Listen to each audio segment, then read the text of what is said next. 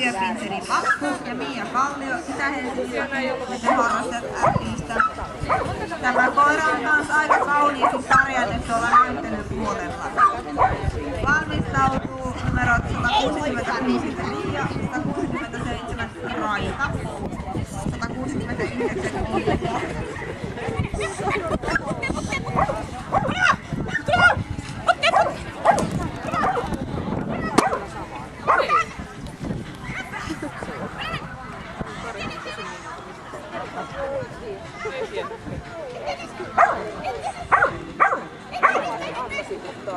Vauhdikas pikkuotus tämäkin.